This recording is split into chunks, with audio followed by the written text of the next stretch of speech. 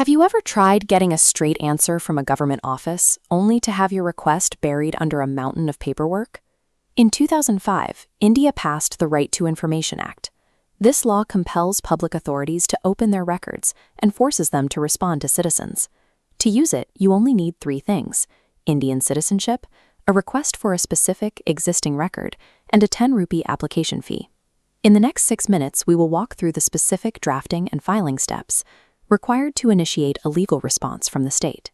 Step 1 is framing your request.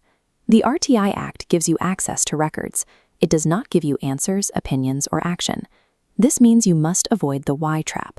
If you ask a hypothetical question, the government has the legal right to reject your application entirely under Section 7(9) of the Act. Look at the difference here. Asking, "Why is my passport delayed?" is a grievance. It will be rejected. But asking for a copy of the file noting and current status demands an existing document. It must be answered.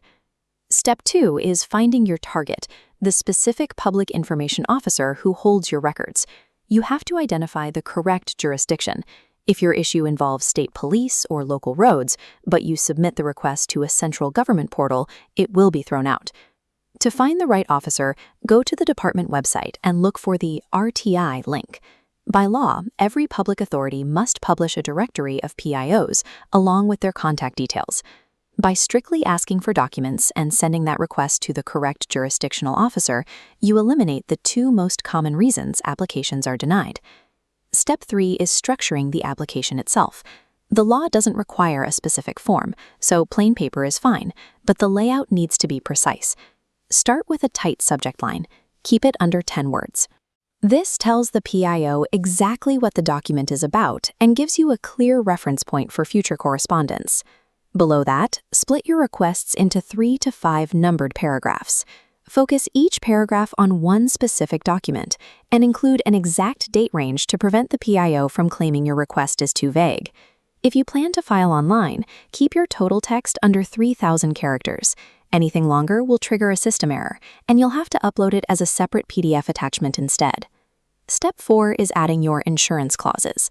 Place these 2 short paragraphs at the bottom of your draft to preempt common bureaucratic delays. First, add a Section 6(3) transfer clause. This states that if the record is actually held by a different officer, the person reading your letter is legally required to transfer it internally within 5 days. Second, include an inspection clause. State that you are willing to inspect the files in person. This neutralizes the common excuse that the records are too voluminous to copy. Using this specific structural architecture ensures your request meets the formal standards required by the Act, leaving no procedural grounds for an immediate rejection.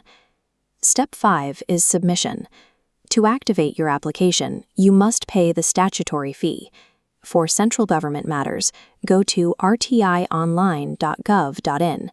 Paste your text into the box, click Make Payment, and pay 10 rupees using UPI or a card. If you hold a below poverty line certificate, the fee is waived. You simply check the BPL box on the portal and upload a copy of your certificate. For state government matters, the offline route is highly recommended. Print your application, place it in an envelope, and include a 10 rupee postal order. Never send this envelope through regular mail.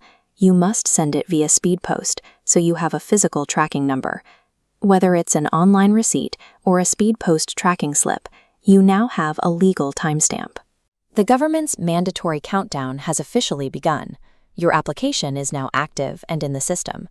This chart shows the statutory timeline. From the date of receipt, the PIO has exactly 30 days to reply. If your request concerns a threat to life or liberty, that deadline drops to just 48 hours. If the clock runs out and you hear nothing, or if the officer demands an unfair fee, your next move is filing a first appeal to an officer senior in rank. Applying these steps gives you a practical way to exercise your constitutional right and maintain direct accountability with public authorities.